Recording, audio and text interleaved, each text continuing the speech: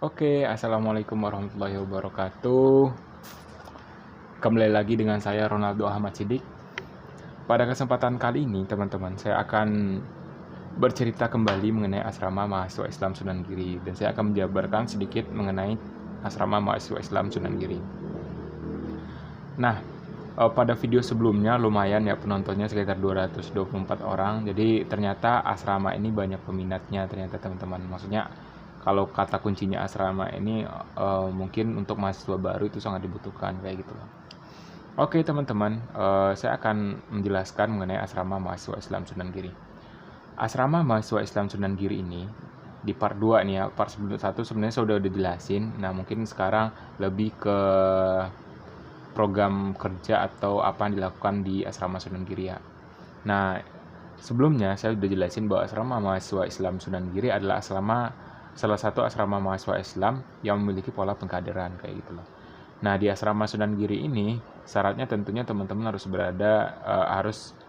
berasal dari luar Jakarta kecuali Kepulauan Seribu. Jadi anak-anak Kepulauan Seribu ini masih bisa tinggal di asrama Sunan Giri. Cuma kalau anak-anak yang dari Jakarta selain Kepulauan Seribu itu nggak bisa gitu loh. Karena asrama mahasiswa Islam Sunan Giri ini dibikin emang untuk anak-anak rantau gitu. Oke, kemudian di asrama Sunan Giri ini ada berapa pola pengkaderan yang harus kalian lewatin gitu loh. Pola pengkaderannya diantaranya yang pertama penerimaan mahasiswa baru, tentunya kalian harus mengikuti namanya penerimaan warga baru. Nah, penerimaan warga baru ini biasanya dalam setahun itu dibuka 2 kali teman-teman. Biasanya dibuka 2 gelombang kayak gitu. Biasanya itu di awal semester, biasanya ya di awal semester dibukanya. Nah, 2 gelombang. Nah, teman-teman harus mengikuti semua persyaratan untuk menjadi warga baru di asrama Sunan Giri. Nah, untuk persyaratannya silakan nanti teman-teman cari tahu di Instagram asrama Sunan Giri. Nanti akan diberitahukan info-info mengenai pendaftaran di asrama mahasiswa Islam Sunan Giri. Kemudian ada beberapa tes yang harus teman-teman lewatin untuk masuk ke asrama Sunan Giri. Nah, di penerimaan warga baru ini yang pertama tentu pemberkasan ya, teman-teman harus melengkapi semua pemberkasan yang telah disusun oleh asrama Sunan Giri, kemudian teman-teman lengkapi dan kasih ke pengurus di asrama Sunan Giri. Atau sekarang kalau dalam kondisi kayak gini bisa teman-teman kirim lewat medsos, media sosial gitu ya. Nah, kemudian setelah itu teman-teman akan dijadwalkan untuk mengikuti tes penerimaan warga baru. Nah, tes penerimaan warga baru ini terdiri dari tes kemampuan umum, pengetahuan umum, tes kemampuan berbahasa Inggris, tes public speaking, tes membaca Al-Quran, terus tes pengetahuan keislaman tentunya ya. Nah, itu semua kalau teman-teman ikuti, insya Allah teman-teman bisa lulus untuk masuk ke asrama Sunan Giri. Nah, rata-rata sih dari tahun ke tahun sih lulus di tes masuk itu pada lulus, karena soal yang kita bikin pun tidak terlalu ini ya teman-teman, tidak terlalu susah kayak gitu loh. Kayak bahasa Inggris yang dasar-dasarnya, matematika yang dasar-dasarnya, pengetahuan umum yang sekarang ini, terus keislaman yang dasar-dasarnya kayak gitu. Nah, untuk tes public speaking itu, ini kenapa di asrama itu ada tes public speaking, terus tes nantinya sebenarnya ada lagi tes kepemimpinan kayak gitu ya. Gimana sih sikap seorang pemimpin segala macam gitu loh. Kenapa? Karena salah satu tujuan asrama itu didirikan adalah untuk mencetak kader-kader yang nantinya berguna bagi masyarakat. Nah, kalau kita berguna bagi masyarakat, tentunya kita harus memiliki keberanian, memiliki kemampuan untuk berinteraksi dengan masyarakat. Salah satu dengan cara public speaking kayak gitu ya teman-teman. Gimana kita membawakan atau berbicara sehingga orang itu percaya dengan kita gitu loh. Membawa kebenaran dan lain sebagainya macamnya. Nah, makanya di asrama Sunan Giri itu semua program kerjanya rata-rata dipertujukan untuk mencetak kader-kader yang nantinya berguna di masyarakat atau menjadi pemimpin di masyarakat kayak gitu. Kemudian setelah tes penerimaan warga baru, teman-teman masuklah ke tahap selanjutnya, yaitu kalau teman-teman dinyatakan lulus, maka teman-teman lanjut ke masuk ke orientasi warga binaan. Nah, atau organ namanya. Orientasi warga binaan ini biasanya ada beberapa rangkaian kegiatan, diantaranya penyampaian materi. Ini sama kayak PKMP kali ya. Kalau di Fakultas Pelatihan Kepemimpinan, polanya ya sama. Cuman paling mungkin aktivitasnya berbeda atau kegiatan-kegiatannya berbeda. Nah, di orientasi warga binaan ini, jadi tahap kedua setelah tes penerimaan warga baru itu adalah orientasi warga binaan.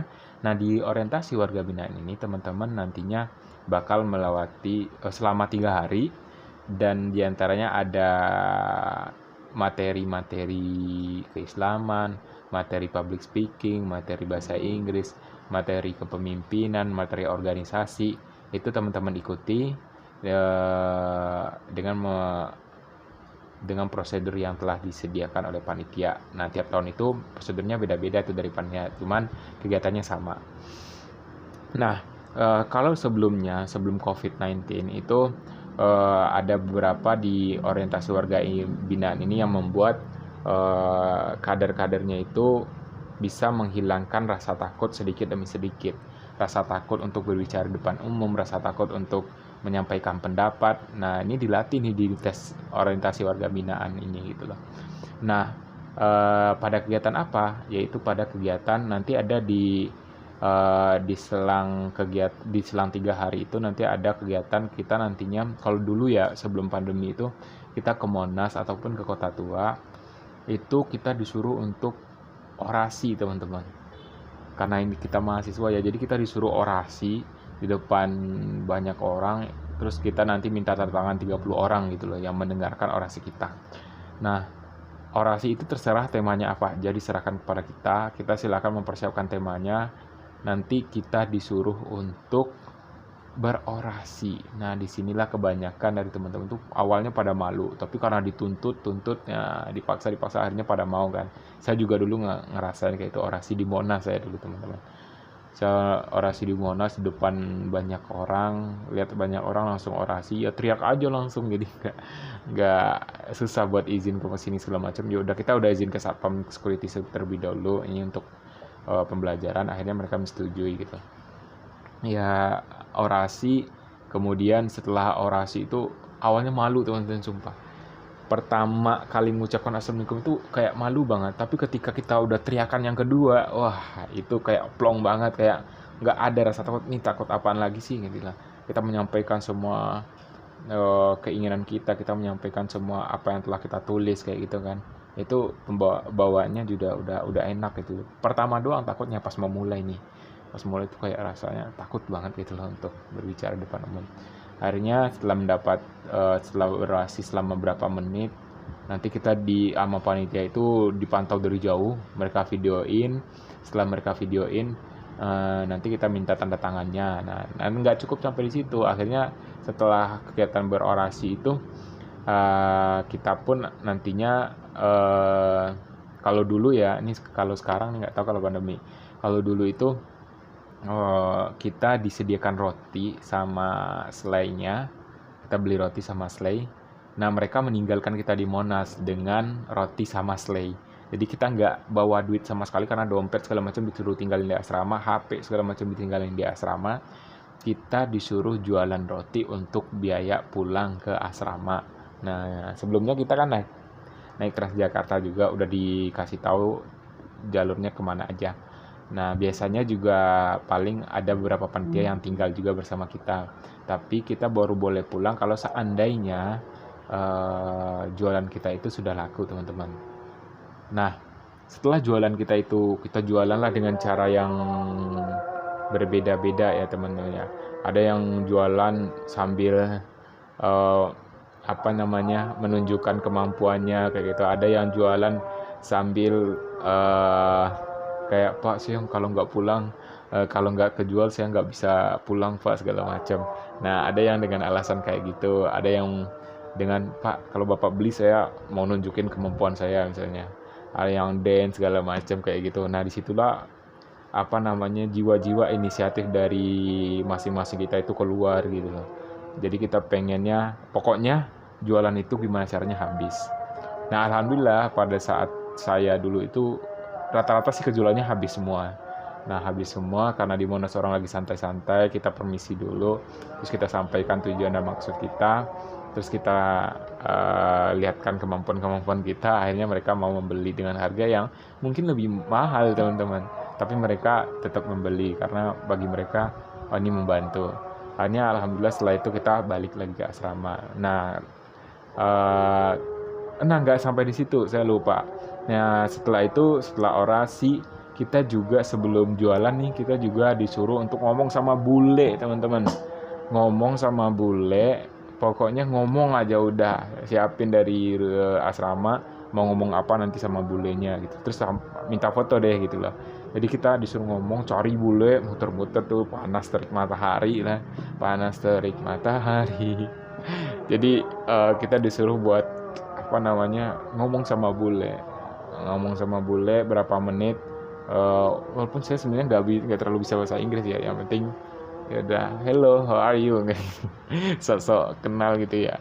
Akhirnya kita foto bareng dan lain sebagainya macamnya. Banyak sih pengalaman-pengalaman yang menarik gitu. Dan di orasi itu ada juga tuh teman saya yang dia manjat ke pohon terus teriak, teman-teman ya. Itu benar-benar kayak momen-momen yang menurut saya itu nggak kita dapatkan di tempat lain gitu loh. Di asrama kita dapatkan itu.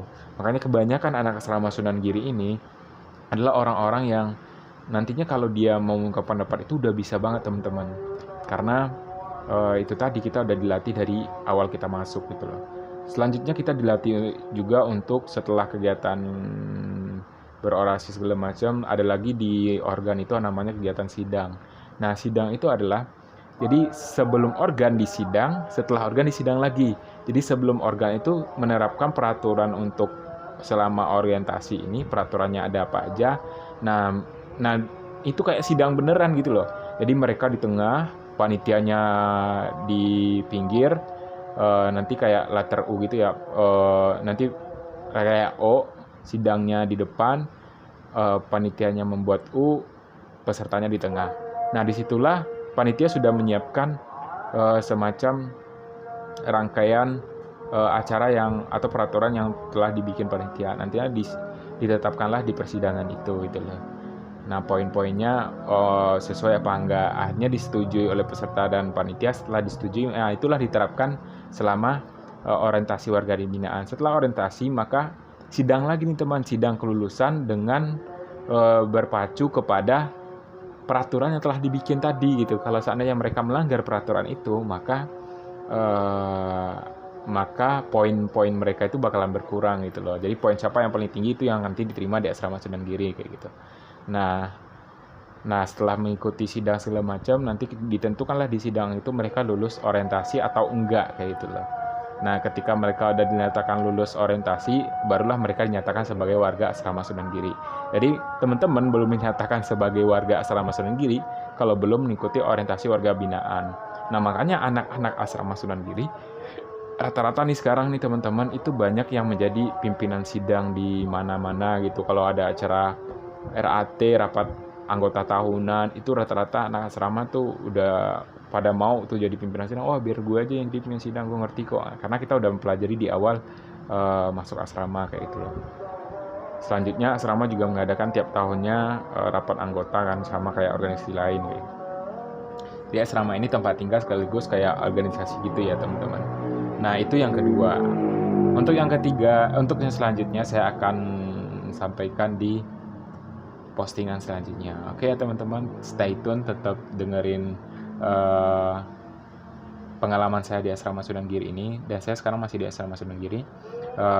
Saya akan berbagi teman-teman mengenai info di asrama Sunan Giri. Oke, terima kasih teman-teman. Jangan lupa like, komen, dan subscribe. Karena dukungan teman-teman itu sangat berarti bagi saya. Biar saya tetap semangat bikin videonya. Terima kasih teman-teman. Assalamualaikum warahmatullahi wabarakatuh.